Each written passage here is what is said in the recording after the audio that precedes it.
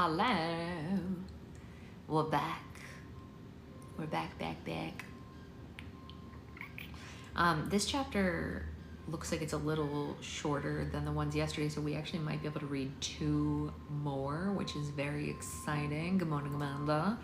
Oh, look at that. I have little say hi's to you now. How cute is that? What does that do? Does it just like wave at you?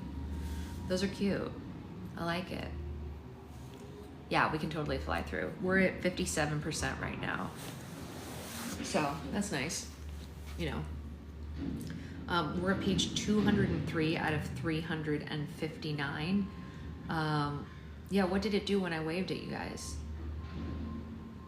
Currently drawing my secret husband portrait is very accurate. I can't wait to see it, Jack. I live for the moment. I'm so excited to see it. So excited. I've never been more excited. You saw nothing? Oh, bummer. I have the hiccups, which is fine. Well, it didn't go, it only went to 2 people. It went to Jack and Amanda. It says you waved at Amanda, you waved at Chemical Zombie. Did you guys see anything? Curb Your Enthusiasm, I'm a very bad artist. I mean, same. Thank you. Nothing, womp womp, that's sad. Jack, last year, Secret Husband and I did a thing where, it says there are 3 people here, but there are obviously more. Yeah, they're ridiculous. Last year we did a thing where we had to draw a self-portrait of each other or like, not a self-portrait, a portrait of each other. And he hung the one I did of him up on his easel for a while because it was so bad, he laughed. That chapter turned around my perception of his mom and Jack. Yeah, I mean, here's the thing about parents like that. Like, they can mean well and just not know how to present it, you know? So I think they're trying, right? It seems like they're trying to the best of their abilities. All right, let's get into chapter 17. By the time we return to the guest house, the high is worn off, and we've sated ourselves with enough Cheetos and truffle-flavored popcorn to sober us up plenty. Ellen and Jeff have seen now every episode of The Out There, and they did seem to enjoy it. Why didn't we see these portraits? Because it was bad, Becca. They were really bad portraits. But one day, if I find them again, I will show you guys the robots that we drew for each other. Those are pretty cute. Ellen and Jeff have seen, okay, there are a few moments of parental discomfort, which makes me wonder to myself what my parents think of the show so far. We haven't talked about it much, but that's okay by me. Oh, I got rid of them, Becca. They were awful, so I don't know, yeah. Hayden fumbles with the key, and I meet him there with my hand wrapped around his waist, and we began the day curled up in a starchy hotel bed he made feel far more comfortable than it should have. I kissed him good morning with the thrill of knowing that that's allowed now, and we muted ourselves in front of his parents, but now look, it's just us again. Before another attempt at the lock, he reaches behind and finds me, and we go inside and strip off all the parts of him that were put behind armor for the day. I want to get the Hayden I know back. He's bleeding through the seams of a button-down shirt and sweater, but I can help speed up that process. My stinking notifications are broken again. Ugh, Gigi, I hate it. I'm so sorry. I always try to get them to work, but it's a trial, if you will. But the good news is we're only a paragraph into this chapter, so you're right on time for this chapter. Thank you, he whispers, and I nod, pressing my lips between his shoulder blades. His body eases against mine, and of course he's been waiting to lean on someone all night. Of course. And I mean it. I'm here for whatever you need. You just have to ask. Thank you, Grace. Thank you. No, I know you don't think it's me, Gigi, but I feel bad anyway because, like, it sucks, right? Like, it sucks that they do this. I've also found that a lot of people who are my regulars see that TikTok, like, force unfollowed me. They're like, I've been following you for years. Why now does it say I'm not following you? And I'm like, I literally don't even know. TikTok just does wild things sometimes where it just, like, it does the same thing to me. Like, sometimes I'll find that I'm like not following someone that I absolutely chose to follow, and I'm like, I wanted to follow this person, I wanted their content. It's very strange to me. I don't like that they do it. It's very weird. I'm like, please don't dictate who I can follow. Thank you. Very strange. I know there hasn't been anyone to ask in a really long time. Well, there is now. He slowly turns and I study him carefully, his eyes still rimmed red, and his expression is loose and relaxed, unlike the far too tight mask he'd been wearing the rest of the day. I hope that progress with his mom's taken a weight off of his shoulders. Do you feel a little better? I ask. Yeah, no, much better. Good. I breathe, and I work my hands up his body, wrapping my arms around his neck and finding his lips. I sink into Hayden as he tightens his grip around me, and I taste buttery popcorn and sharp nips of whiskey, and I'm consumed by him already. I bite down on his lower lip, and he lets out a smoky groan. His back is pressed flush against the door, and we push open the door, and his hands wander up my sides. The Northern California air is frigid, but his touch sucks me in like a warm blanket, and I never want to crawl out from underneath it. I'm suddenly desperate to undress him completely. All night I've been looking at this version of Hayden that I don't know. His sharp hair all in order, a button down, a sweater that made him look itchy and uncomfortable, hiding all the things that made him unique, from his tattoos to his offbeat career choice to his stupid jokes that I feel like only I laugh at. The door slams shut behind us, and Hayden hardly locks it before I'm kissing him again, and my hand shoved up the front of his sweater. In a swingle motion, he tugs it over his head, and his breath quickens, and I linger at the sound of his exaggerated breaths and inquisitive hums as his lips slowly find mine again. I taste his smile against my lips, and we stumble towards the bed. I get to work on the shirt underneath, and with each button a new flash of his ink bleeds into vision. I submerge into the waves on his shoulders, blow through the space between the branches on his sides like the wind, brushing my hand over the "not dear" on his arm. I feel the words on his lips between every kiss. They're questions. He's asking if there's anything about him I don't want, any part of him he can shove behind some more armor. I tell him with another kiss that there's no part of him that needs to hide, nothing about him that he should compartmentalize for me. This is the entire point. I want him completely, and I want him to trust me completely. I trail my fingers down his bare skin, and I only want to stop kissing him just to look at him. This is the first time that I'm stripping him down and can study him. I don't skim over the parts of him I know well already. That's all part of the package. His intricately inked arm, the waves breaking over his chest, every muscle on the sharp angles of his body. I can't believe someone like him is mine right now, to touch, to kiss, to learn. I sit on the mattress, and Hayden's on his knees in an instant, quickly unlacing my boots and running hands up my thighs. He reaches for the bottom of my sweater, hesitating before going any further. Is this okay? He asks with a kiss. Well, it's only fair if I've gotten your shirt off, I laugh, and I slip out of the heavy sweater that I've been wearing all night, and then he's on me in a second, hands spanning across my back, rough scratches of beard, and a swelling ache in the pit of my stomach. You must not understand the way that I would let you do absolutely anything to me at all, Hallie. Oh, anything? I raise an eyebrow. I think you have an idea of what I mean by that. He flashes a smile, and he drags his eyes drag down my body, and then he follows with his hands. He's enraptured by every curve, and I would give you anything you wanted, and I wouldn't stop until you had it. Suddenly, nerves take over the festering heat in the pit of my stomach. Beep Boop has never felt the way that I hoped it would.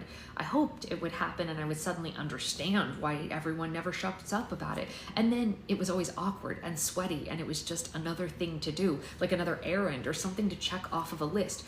With Hayden, this actually does feel right. It's new and confusing, but I don't think I'm scared of it. Hayden whispers, his thumb stroking my cheeks, we can stop here. Honestly, whatever you want. We wait in silence as I find my words and make up my mind, and I hesitate to tell him what scares me and what I don't want to admit. But if the Hayden in front of me is the same person who washed my hair for me and held me as I cried, I know that he will listen. This is, I don't know, no one's ever asked me what I like before, and maybe I don't even know what I like. I've only been with Cade. Cade, he huffs out. What an underwhelming man. Yeah, you have no idea. He doesn't know the half of it, and I don't really want him to. I want him to keep looking at me the way that he is now. I want him to and I want to relearn all of this with him. Look, I like everything that we've done so far. Yeah, me too. He brushes a wave of blue behind my ear. To be fair, it's been a while for me too. I'm probably a little rusty. I roll my eyes. No, I seriously doubt that. His nose brushes mine, and he presses soft kisses along my cheek. How about this? We'll figure it out together. Yeah, I like that. Good, he smiles. We'll start small, like this. And then our lips meet again, folding around one another like we're made to hold on to one another. It's slow, full of quiet breaths and softer pleas to keep going. And I run my finger over the lithe shoulder muscles, taking in what he gives me and offering the same back. Even if all we did was this, it would still pull me apart. He breathes, just piece by piece. More of that. I say, more talking. I want you to talk to me. Tell me everything that you're going to do. See, I knew you were into conspiracy theories. Regardless, he seals our agreement with a kiss before slowly pulling away, and then his eyes darken. I'm not going to read the next line because TikTok will get us in trouble, but, you know, fill in your own imagination.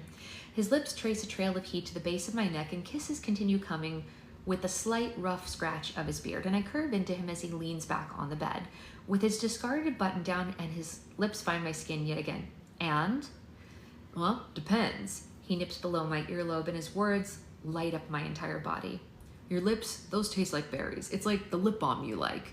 The ones that they look like little eggs. I smirk. It's pineapple and passion fruit. What? It's pineapple and passion fruit. My lip balm. Whoa, I guess I need a refresher. Hayden draws a hand to my chin and tilts my lips up to his, but I stop him and his brow raises in question. I leave him in torturous wait for a second before kissing him again. And of course tonight I've been wearing lipstick, which tastes heavier, and there's little remains of it since most of it has been left on marks on his neck and jaw. But he doesn't really care what I taste like. All he cares about is that he gets a sample of it.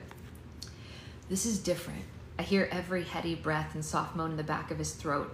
They're the only sounds in the world. It's still good, but you're making me out to be a liar. Well, boo-hoo. He laughs and kicks his boots off, climbing on top of me and pressing one leg to either side of my body. He slides his hands up my arms and pushes them back against the mattress, and there's a split second of hesitation where his eyes ask, is this too much? And it isn't. I don't feel unsafe or pressured or uncomfortable. Stuff I'm not going to read on TikTok. Keep going, I plead, with my hands restrained, and the urge to touch and learn every inch of him is so much stronger, and I want to trace every line of ink on his body and dress him down until we're even.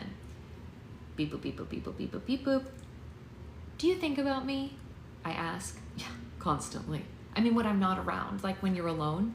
He registers what I mean now and responds with a shy smile. I think of you respectfully. You have my permission to be a little bit less respectful, I tease, and he lets go of my wrists and boxes me in against the mattress, his eyes washing over me as he thinks of what he wants to do next. He cups both sides of my face and begins to kiss my forehead down to the shell of my ear and then lower. I'm a little overwhelmed, he confesses against the curve of my neck. There are more rough kisses and wandering hands, the way his voice pitches down, and I suddenly understand why people sign up for beep boop services, phone services. Really? I've never understood that.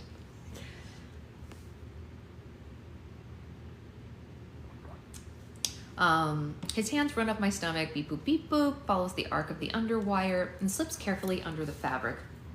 I have, like, no boobs, I laugh. I don't mind, he says between kisses. If only you knew what you do to me.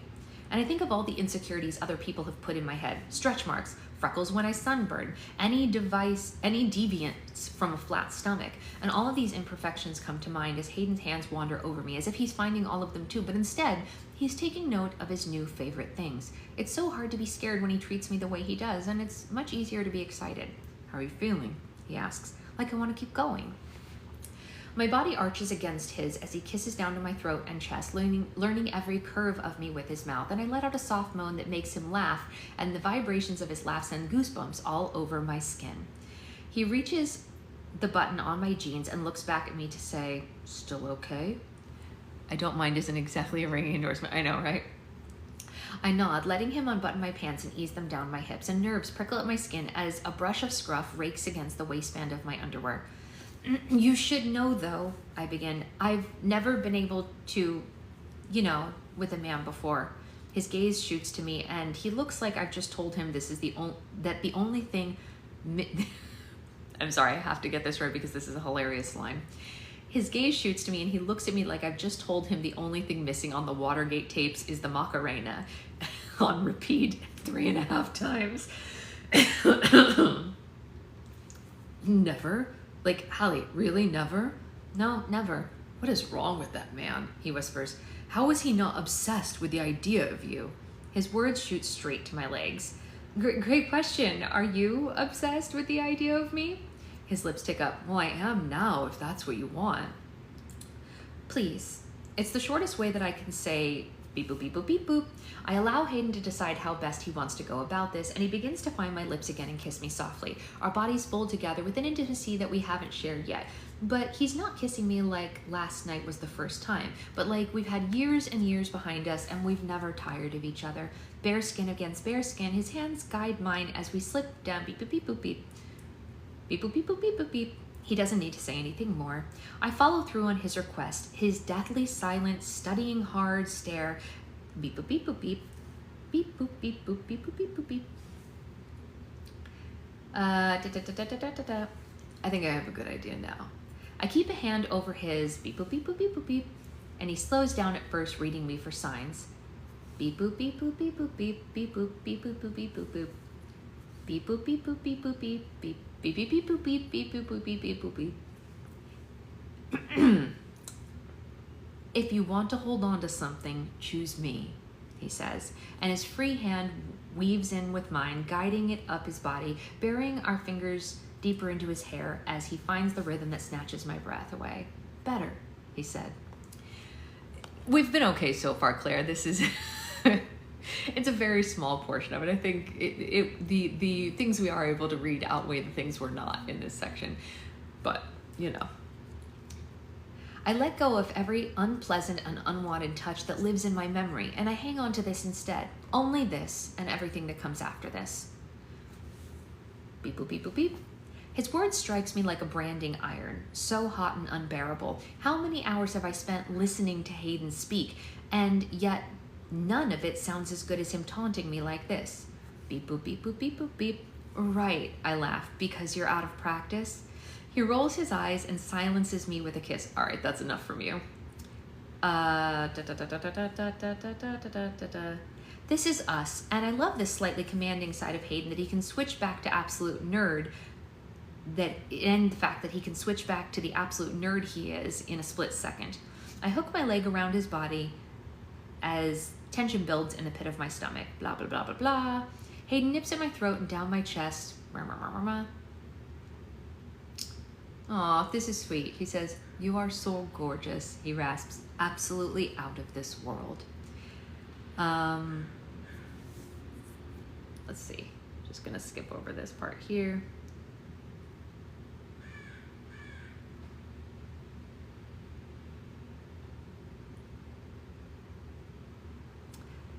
My body feels weightless, and I'm grounded by the feeling of him, and no one's...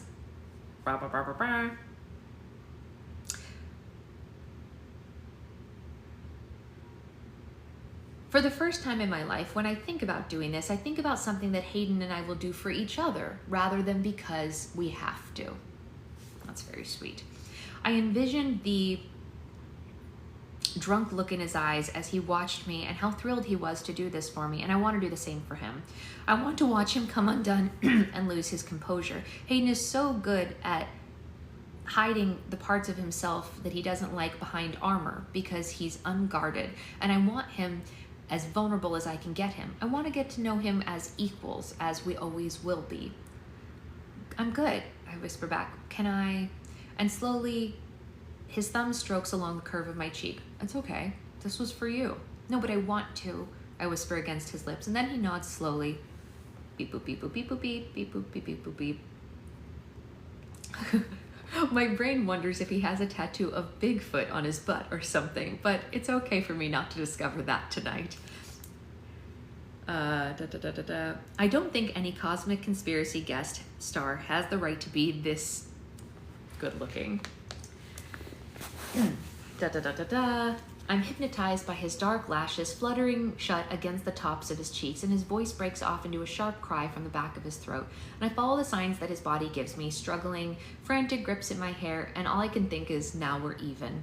For every second that he drove me mad and broke down every defense until we were both left raw, I'm happy to do the same for him.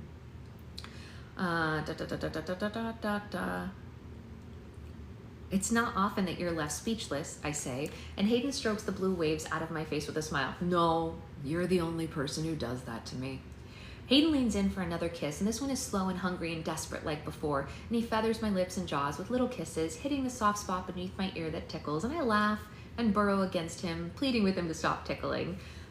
I have one request for you, though, he says. Well, sure, I laugh. Can we get ready for bed? Considering the past few minutes, asking me to go to sleep feels like a harsh, emotional, cold shower. I frown. Oh. No. That's not all. That's just step one. There's a mischievous look in his eyes, and not even in a sexy way, and it makes me kind of nervous. Nevertheless, I agree. We clean ourselves up, and I return from the bathroom, and his laptop is pulled out on the bed in front of us. You You said that we could watch anything I wanted. He mumbles into one of the pillows that he's snuggled up against. It's so horrifyingly cute that I'm not even mad about the idea of watching some weird alien movie right now. What are we watching? I roll my eyes but climb under the covers anyway. His eyebrow raises as he flips through the computer and presses play. Are you guys ready for what we're gonna watch? Chapter 18. I swear, I have taken a picture of Hayden in front of every... Oh, we didn't even get to find out what they're watching. She skipped forward. Oh, someone write that down. We need to find out what they watch. We need to know how to pronounce Hallie, and we need to know what they watched in the guest room. Someone write that down. Cruelty. She skipped it. How can you do that?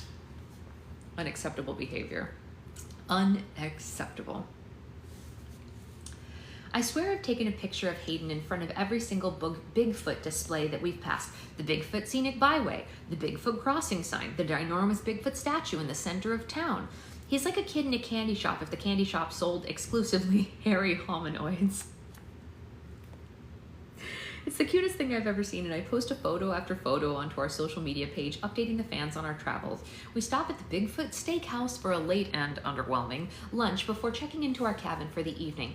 We have an afternoon of Bigfoot hunting ahead of us before the sun goes down. Can someone actually confirm that they want to that they will write that down? Yeah, someone just scribble it down with our notes for the Q&A, right? I'm partially glad that Hayden doesn't want to camp out here because while I do not believe in Bigfoot yet, I do believe in bears, and I do believe a bear would eat me. After finally making it through the Mothman prophecies last night, oh, there it is. We don't need to write it down. She just told us. It's the Mothman prophecies. That's what they watched. Hayden and I fell asleep early, so we'd be sure to hit the road first thing. Ellen and Jeff sent us off with hugs, and Ellen even said she's looking forward to seeing me again. Apparently, I have not made as bad of an impression on her as I expected. We spent the 6-hour drive listening to more podcasts so I could be educated, but it's sometimes hard to learn when Hayden pauses every 5 minutes to go off on another tangent. My personal favorite comes when we're learning about an alien named Valiant Thor who lived in the Pentagon in the 50s and was allegedly a dreamboat. I have questions about how sexy an alien could possibly be, but Hayden, of course, has an answer. I learned that alien banging is apparently more popular than I could have expected. No, there's a whole video game series about it. You can date hot aliens, Hayden tells me. You can date a lizard man or a guy who looks like an artichoke or like a blue chick. The alien that I dated had a compromised immune system, so like human fluids probably would kill her. I immediately asked him to stop. Our cabin is a short distance from the Six Rivers National Forest, particularly the spot where the infamous Patterson-Gimlin film was shot. And when we arranged accommodations for this trip, Hayden slowly put a hand on mine and said, "I've got this." So I'm thrilled when I discovered that it's just a normal cabin. Hours later, we're in the middle of the forest at a wide clearing that looks strangely familiar. Deleted. This is ridiculous. She answered it 3 pages later, so to be fair, it was a good question. I cannot believe that Hayden has got me into hiking boots.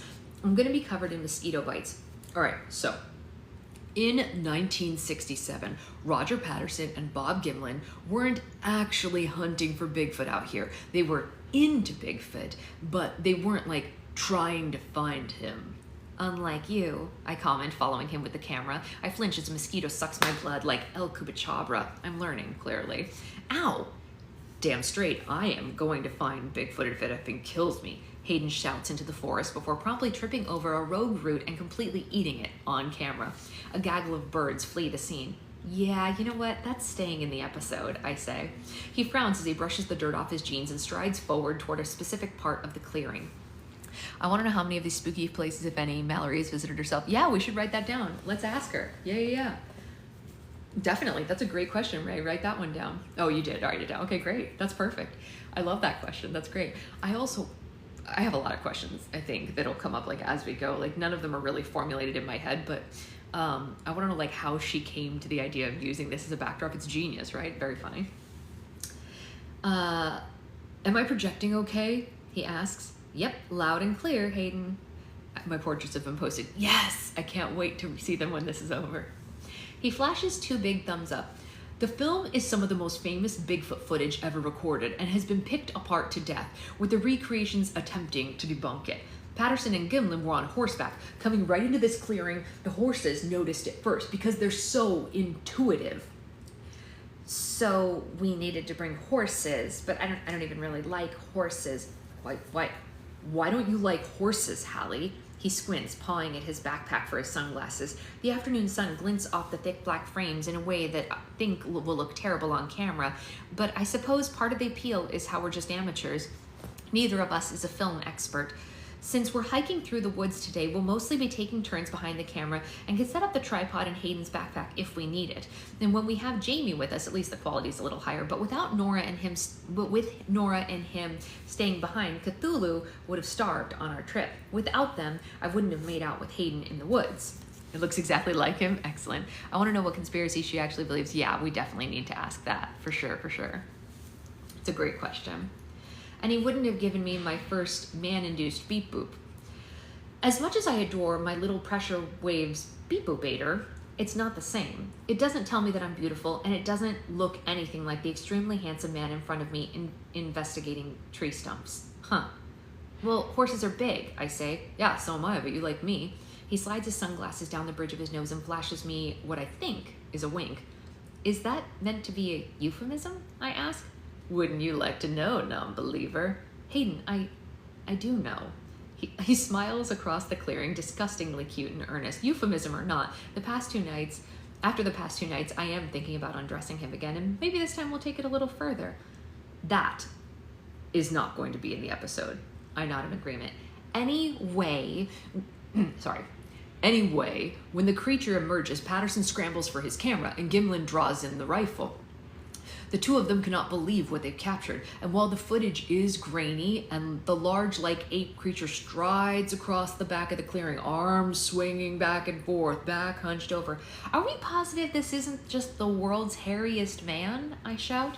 Hallie, this is like really hairy. I mean, like really, really hairy. Astonishingly hairy. It's also a female Bigfoot, for the record. We love that. Representation does matter. As the creature makes its way across the screen, Patterson's hand is now steadied and our Bigfoot takes a single glance over its right shoulder before escaping into the woods. There have been decades of debates over the authenticity of the film, but I personally think that it's real, and I'm about to prove it on camera, right now, once and for all. I lower the camcorder. Why does this make me nervous? Don't be nervous, just film me, come on, come on. I purse my lips and raise the viewfinder again, and Hayden takes his place at one end of the clearing, bouncing and waving as if he isn't the only thing in sight. No, there was no secret husband cameo at all. She has just been trying for days to recreate his face. There was no cameo. He's been asleep all morning, Ray. You didn't miss anything. She just wanted to draw him. There was nothing. He's dead, asleep in bed. He does not wake up on Saturday mornings. You gotta be kidding me. That's not his MO. I purse my lips and raise to the viewfinder again. You guys, I can't wait to see this. I'm very excited. Hayden takes his place at one end of the clearing, bouncing and waving as if he isn't the only thing in sight.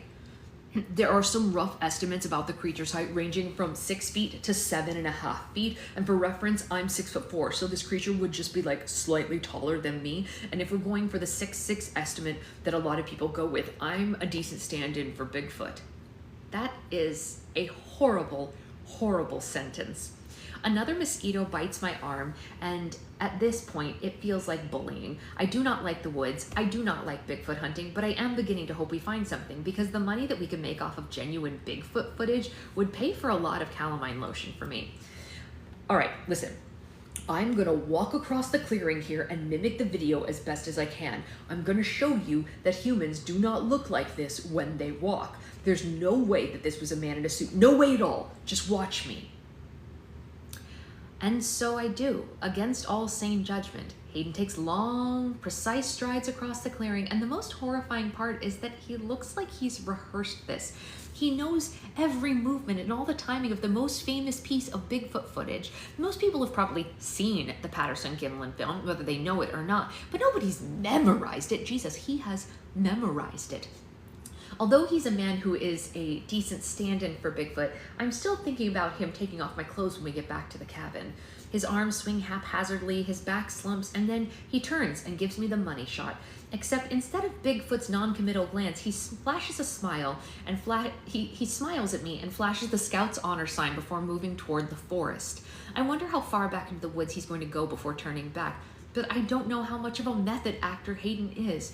But this is Bigfoot we're talking about. I simply do not know how dedicated he is to the authenticity when it comes to his favorite cryptid. I don't know even what Bigfoot eats.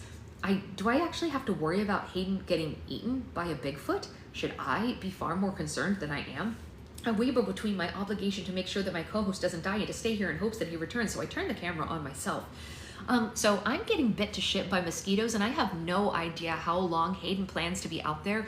We might die. This might be the last episode. Whoever finds my body, tell my parents that I loved them and that my life insurance policy from Scroll, they can split it 50-50. I think we are on chapter 18. Yes, we're on chapter 18, Renee. Eventually, Hayden stumbles down the nearby ravine with an emphatic grunt. "Was that convincing?" he calls back. "Oh, good, he's back." "Yes, very much so, Hayden," I holler. And when he emerges and returns to me, Hayden's sweating, wiping his forehead with his flannel. Patches of dirt coat his jeans, and there are traces of plant life stuck to his shirt. His dark waves slip away from his face and he bends at the waist. "Did you overexert yourself mimicking Bigfoot?" I ask, and I squat in front of him, framing the camera to capture his expression. I can't say it's flattering, but this is effing good content. As we record more episodes, it feels like the dynamics between us are tightened, and our fans have latched on to us week by week. The number of teen girls wanting us to kiss and admit that we're dating only grows. Only those teen girls know what Hayden and I have been up to lately. Hayden straightens and takes a deep breath. "All right, so if we're going to attract a Bigfoot, I think we need to have a Bigfoot mating call." "Oh, no. Come on. What happens if Bigfoot comes running out of the woods with a full you-know-what? What are you going to do then?" "Well, in order for Bigfoot to have a beep boop, he has to be real, so check and mate. But if that happens, well, I suppose," Hayden ponders, "that's how God wanted me to go. Either that or in the process of freeing an alien from Area 51. I have never met someone who'd be crushed not to peacefully die in their sleep. There's a crack of thunder that echoes above us. "We live in California. This isn't supposed to happen," he seethes, and it only takes a few seconds for the rain to descend upon us. He's right, this doesn't usually happen in California. Well, perhaps in Northern California, I don't really know the landscape that well, but in LA, rain means everyone drives horrifically and Mulholland Drive is full of rocks and mud. I hope that at least this slaughters every mosquito that has ever had my blood for happy hour. "No," he hisses, "we're Bigfoot hunting." "Hayden," I shout over the pouring rain, and my jeans and boots take on the water, "I think Bigfoot hunting needs to take a rain check." We both take a moment to giggle at my joke before I close the camcorder and slide it into my bag. The content is really too good to damage. Besides, Hayden might kill me if I lose that footage of him recreating the Patterson film. His fingers slide between mine as we trek to the car. Our journey takes us through the sloshing ravines and has us gripping damp tree bark, and I spend most of it laughing and catching him as he slips into the mud. We stumble up the hill to his car, and by the time we reach it, my clothes are soaked. My legs are weighed down by wet denim, and due to the Amazon reviews telling me that these hiking boots are waterproof, I conclude that everyone here is a goddamn liar. My socks are wet, and death is upon me. Hayden opens the door for me before racing over to the driver's seat, and rain pelts the steel frame of his car as he slides his glasses off and tries to dry them, with very little success. He puts the car into drive, and we speed down the hill toward our cabin. I crank the heat, tugging my t-shirt away from my chest to dry it against the vents. It takes us a few minutes to reach our lodging, but not long enough for either of us to dry off. Hayden throws the car into park and snatches his backpack from the back seat as we rush towards the porch. I step into a tragically large puddle. I am not safe in this place. The cabin is all one room, a bed, a living room, an open concept kitchen with large windows spanning the front. It has the perfect porch to drink coffee on, overlooking endless armies of green trees scraping against the sky. I may not like being in nature, but it's lovely to look at, and the fresh air is a nice reprieve from LA's smoggy haze. I hustle up the steps as Hayden tosses me his keys. His hair is soaked, glasses fogged, Bigfoot t-shirt clinging to him, and it takes the shape of his body, and I drink him in as he shoves his hair out of his face. Bigfoot obviously does not want to be found. I laugh, missing the keyhole on the first try. So he sent us a wet t-shirt contest instead? Hayden's hand rests on my waist and laughs ripple down my spine. His lips hover beside my neck, each breath coming in deep, and heavy pants that ground me here. Here, in this moment, that smell like crisp amber and timber and fresh rain, with Hayden's hand spanning across my stomach, softly clutching the fabric of my t-shirt. Holly, he says, and he inches lower into the waistband of my jeans, fingers knotting in my belt loops now. My only answer is a simple nod, and he grips me by the waist and spins me to face him. My back spreads flat against the wooden exterior of our cabin, and his hands are on me before I have to plead for his touch. Hayden cups my jaw, tilting my head up and finding my mouth. He hesitates with a sharp intake of sudden breath, studying me through his fogged glasses before drowning me in a slow, delirious kiss. His hard corded muscles press against my chest, and I'm ready to strip off the damp fabric of his dorky t-shirt to find the ridges and angles of his stomach and fine lines of his tattoos running across his chest and side. I daydream about how far below his boxers those go. He moans against my mouth, teeth sinking into my bottom lip as his stubble marking me as his kisses go along my jaw and down my neck, and I savor each hungry sip he takes of me. Hayden's hands find a home in the back pocket of my jeans, gripping... Wait, I lost my spot. I'm sorry, you guys. Grip tightening around my ass. I feel beep, boop, beep, boop, beep, and I know that this is it. This has to be it. I've wanted him plenty of times, but now I don't question it. Not one bit. We curse between kisses, fingers knotting into the stretched out wet fabric, and I snatch a handful of his t-shirt, claiming him as mine. Against the unrelenting storm, I hear the words from last night in my head. I'm yours. And now I've decided on his too. He fumbles with the keys and the door, shoving us inside, and Hayden hardly bothers to lock it before we drop both of our bags to the ground. He only lets go of me to tug his flannel off his shoulders, and the backs of my knees hit the mattress. Blah, blah, blah, blah, blah. We are so damp, he laughs. I match his giggles, wrapping my arms around his shoulders. So you should have undressed me before we hit the bed? Hayden cups my face and strokes my cheeks. It feels like waiting for permission or a question in itself. In this moment, we're deciding if we're going to go further or not. And as our lips meet again, slow and savory, he waits for my reply, patient as ever. Every touch lets me know that I'm cared for, no matter what I answer with. I know that I can back out at any point with no consequences, but I love how with Hayden, there's no point of no return. Holly, we don't have to do this. I nod. I know, but I do want to if you want to. Do you have to ask? He teases, nipping at my bottom lip, and his eyes darken, his glasses unfog inside, the deep stormy green like the forest we left outside. He hums in affection, kissing my cheek, my jaw, my forehead. He's not going to leave any part of me untouched. Beep, boop, beep, boop, beep. Secret husband is Jesse Tyler Ferguson. Secret husband is much handsomer than Jesse Tyler Ferguson, you guys. But they could be cousins. Probably. Maybe. Jesse Tyler Ferguson is much shorter than Secret Husband. Much shorter. Maybe like a good 5 inches shorter. And a lot gayer. No offense. I mean, it's not a problem. It's just true. He'd wanted me to be his since the tiny alien in his drink, our doomed ghost tour with Gary. My breath catches in my throat for a moment before he snatches it from me with another kiss. Really? I tease, and I want more of his voice. I want to hear every dirty thing he has to say, and I want him to do them all to me. More of last night, more of his moans and taunts, and more of his body. Okay, well, it's not obviously him for obvious reasons. Yes, no, for many, many reasons.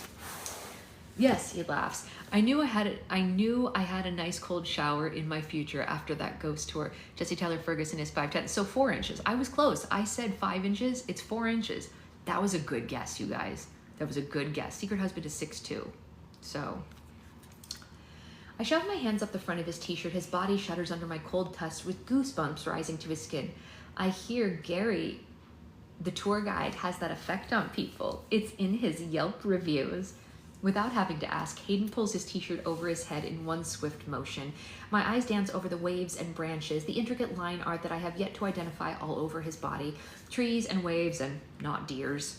I follow it below his pants, tempting to make me work harder. This feels like a game of X marks the spot. As I unbuckle Hayden's belt, he halts my progress with a deep and rumbling laugh. You next. Take something off. I mean, I'm glad it's my turn. My clothing is so wet and uncomfortable I can hardly stand to keep it on another minute. I find the bottom of my t-shirt and pull it over my head for it only to snag on my face. The wet fabric latches onto my head like a face hugger, and I'm trapped in the least sexy moment of my entire life. Help me, I hiss between laughs. I can't see anything, but I feel Hayden's strong grip work its way up my body until he's untangling me from the brutal clutches of my wet t-shirt. It hits the ground beside us with a damp thump, and when he finally looks at me again, it's like he's seeing me for the first time. Relief and passion and excitement. It's okay. You're safe now, he teases, kissing me again, and I feel his words in more ways than one. Beneath us, he's kicking off his boots and wet socks, and I follow and do the same. Everyone on Amazon said that these were waterproof, I lament. My feet are wet. No damp socks, no bugs. What do you like? I rest my hands on the top of his belt buckle and I tug him closer, and he leans back against the mattress, hand behind my head, the other teasing my lower stomach like it's taking everything in him not to take off my pants. Those are completely normal things not to dislike, or to dislike. Who likes wet socks, Hayden? I don't know, I'm sure there's someone out there who likes wet socks. That sounds like a conspiracy theory. I grab one of Hayden's hands, arching for him, and guiding his fingers to the center of my back, where he unhooks my bra with ease, slipping each strap down my arm, and he sucks in a bewildered breath as I strip closer to nothing. I know it. Yeah, apparently, right, Becca? She doesn't like wet socks and she doesn't like bugs, and I gotta tell you, same. Wet socks is one of my biggest pet peeves. I would rather wear flip-flops in the rain than have wet socks. I'm serious. Like, there were many times in New York, if it was raining in the summer, I just wore flip-flops because I was like, I can't do this. I can't go to work in wet socks. And I would change when I got there. I'm glad that you agree, because it's just not worth it. At least if you're wearing flip-flops, when you get to your location, you can just dry your feet with a paper towel. But if you have, agreed, sloth, I can't with the bunched up socks. If you have wet socks, you're stuck all day with wet socks. You know what I mean? It's just not worth it. There's no saving it. It's not good. When I worked at a lot of places in New York, I would leave shoes and socks at work and just run in the rain in flip-flops to work, and then change when I got there into dry socks and shoes that I left there all the time. That's what I do. Is this okay? He asks. I offer a nod. We did a lot more the night before, but he doesn't take that as perpetual permission. The thought alone makes my eyes water, and when our glances meet, he cups my cheek. I mean, the second it's not, you'll tell me, right? I have a feeling that it will never stop being okay, but I do love that he's asking. I love that he can learn to love. I love that I can learn to love this with someone like Hayden. For so long, all I pictured was a lifetime of uncomfortable encounters, and now I don't know what to imagine. All I know is I'm excited to discover it with Hayden. I will, I say. Good, he breathes, and Hayden draws away, watching me unbutton my pants. I hadn't planned to get naked with him when I dressed in my REI catalog chic. I had not planned to wear my hottest underwear Bigfoot hunting, but considering the sheer amount of underwear I packed, I really could have planned this better. When our lips met, our bodies folded together, and he takes the chill out of my bones with every touch and warm press of his lips to my skin. Each kiss of his is dizzying, and my body feels like loose stitches coming apart one by one.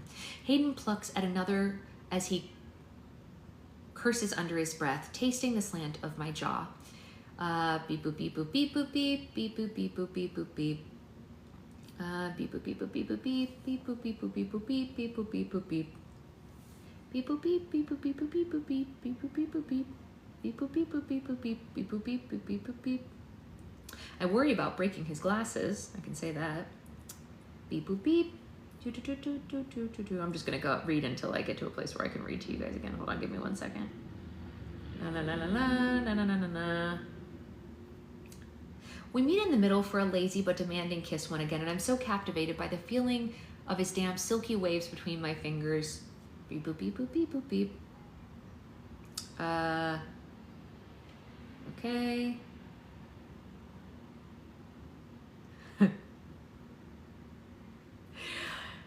Yes, because you were clearly gunning to sleep with a hot Bigfoot that you found in the woods.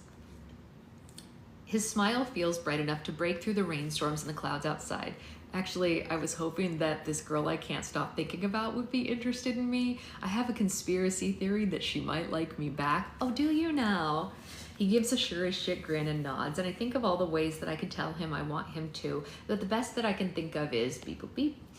The ink on his side bleeds down his hips beneath the waistband of his underwear, and I follow the roots down his body like a map, and words dry up in my throat.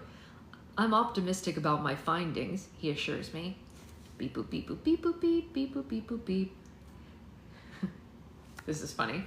Don't worry, I'm fully ready to get Illuminati with you. That's funny. He smiles and his dark eyes take me in. I've been sitting on that one for a hot minute, knowing that it would be the final push towards the barrel full of gunpowder. And he runs his fingers down the side of my face towards my chest.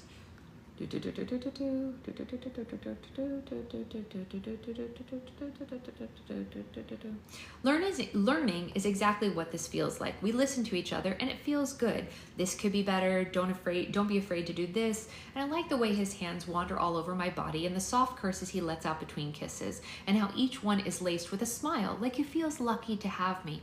Our lips drift away like a boat tethered to the shore, but we always find our way back. With his glasses off, Hayden might not be able to see every detail of this, but I'm so glad that I can see all of him. I want to see the look on his face as I clutch his hair and bite his lips and tell him how good everything feels. I never want to look away from the dark curls that fall around his face, still damp from the rain outside.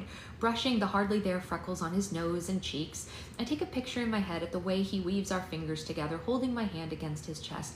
He cares about every second of this just as much as I do. He laughs and smiles and tells me how beautiful I am every chance he gets. I'm wanted just as I am, as more than an object, and he wants to do this with me because it's me that he cares about. I didn't believe that it could be like this, full of teasing and communication and love. He has my heart, and I can't imagine forever asking for it back. How do you feel?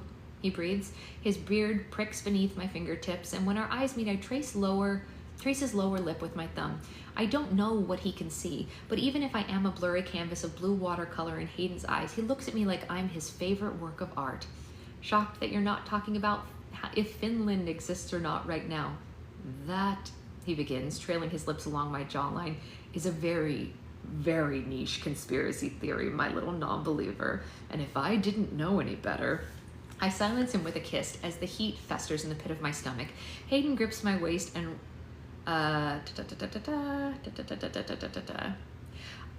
do people believe that Finland doesn't exist, you guys?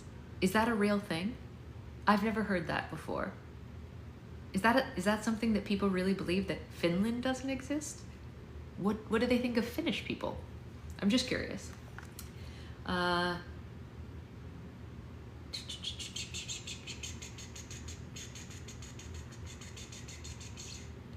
Hallie, are you good? Yeah, I'm pretty good. He laughs. Okay, good. I'm glad. Can you excuse the rain check on the Bigfoot hunting for this?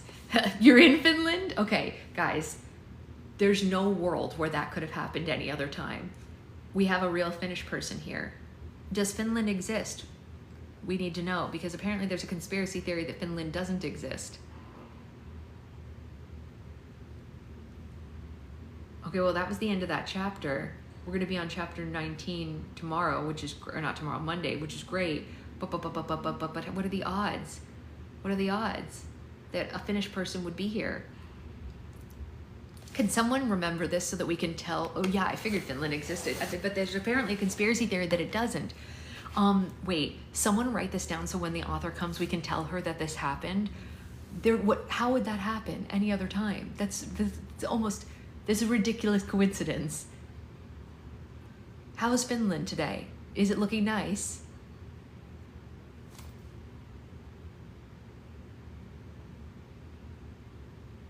I've never met someone from Finland before, I don't think. But hello, welcome. I'm sure you're lovely people. I've heard that everyone there was really happy. And that they treat their citizens very well. I've heard that. Which I guess is maybe why people don't think it exists, because the idea of a government, it's raining. Oh, yeah. It's not raining here, but you're halfway around the world practically. So very, very rainy. Well, thank you for coming and talking to us. We like summoned you into existence somehow. I'm not gonna lie, I didn't see that coming. Really couldn't have predicted that. I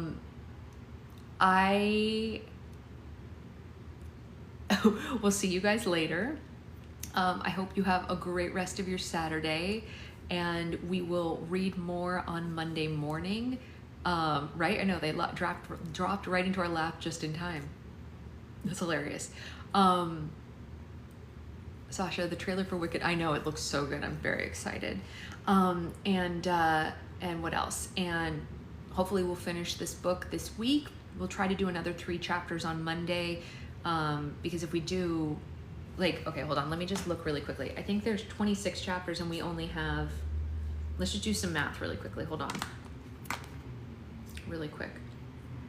So I'm pretty sure there's 26 chapters. Yeah, there's 26 chapters and we're on chapter 19. So let's see, if on Monday we do through 21, Tuesday we do through 24, we could finish by Wednesday and see if she can come talk to us even like Thursday night, maybe. She's away at a convention this weekend. So she said she'll get back to me on Monday about her schedule for this week, but she's definitely open to coming to talk to us this coming week. So maybe Thursday night or like Friday afternoon or whatever, if that works. You have to let us know what you think. Yeah, I will. Don't worry. We're going to be able to do this tonight, like later tonight, though, like 8:45, like way after work. I have a whole work day ahead. I have to go to an event and a whole bunch of stuff. But I think that we can do this. See you later. Thank you, Froggy. So I think we'll definitely be able to finish in time to get her to come talk to us this week, which will be so cool. Yeah, we might be able to finish by Wednesday.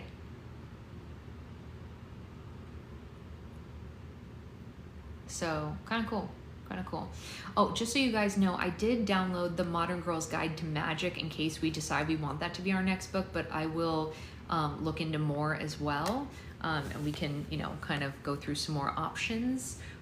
Anyway, I'm gonna go look at Jack's drawing of my husband now because I'm super interested in that. And I will see you all Monday morning, bright and early, for 3 chapters, I hope.